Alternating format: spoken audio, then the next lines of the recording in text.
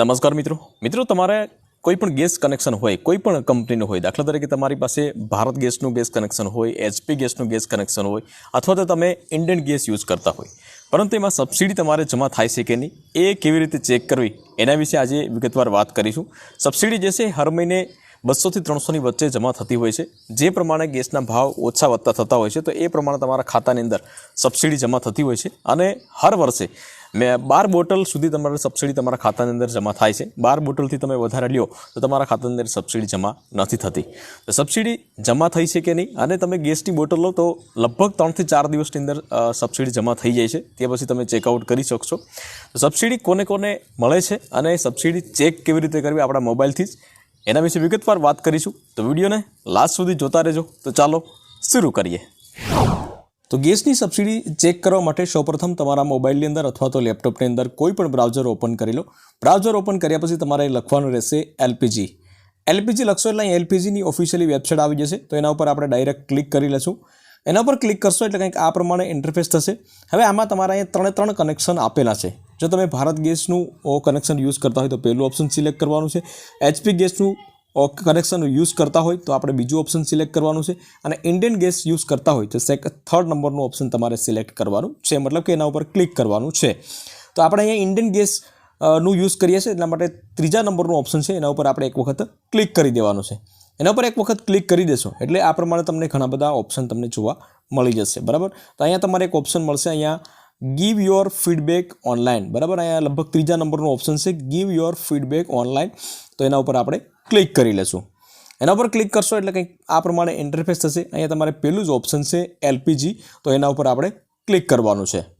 એના પર ક્લિક કરશો એટલે થોડી વેઇટ કરવાની રહેશે અને ત્યાર પછી તમારા અહીંયા ઘણા બધા ઓપ્શન આવી જશે.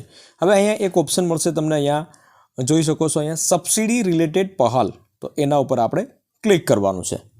એના પર ક્લિક કરશો એટલે અહીંયા આ પ્રમાણે જે છે અહીંયા સબ કેટેગરીમાં 3 કેટેગરી છે, એમાંથી એક ઓપ્શન છે તમારે સબસિડી નોટ રિસીવ.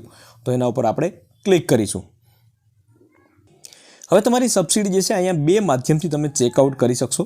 એક તો તમારે જે ગેસ કનેક્શનમાં મોબાઈલ નંબર લિંક હોય એ મોબાઈલ નંબર ટાઈપ કરી અને ગેસની સબસિડી ચેક કરી શકો છો, અથવા તો તમારી પાસે એલપીજી આઈડી હોય તો એલપીજી આઈડીના માધ્યમથી પણ તમે ચેકઆઉટ કરી શકશો. બરાબર, હવે અહીંયા તમારે એલપીજી આઈડી તમારી પાસે ન હોય તો અહીંયા નો યોર એલપીજી આઈડી એના ઉપર તમે ક્લિક કરો એટલે તમારું એક વખત સ્ટેટ સિલેક્ટ કરવાનું છે, ત્યાર પછી જિલ્લો, ત્યાર પછી તાલુકો અને ત્યાર પછી તમારું જે તાલુકાની અંદર જેટલી પણ ગેસ એજન્સી હશે એના નામ આવી જશે.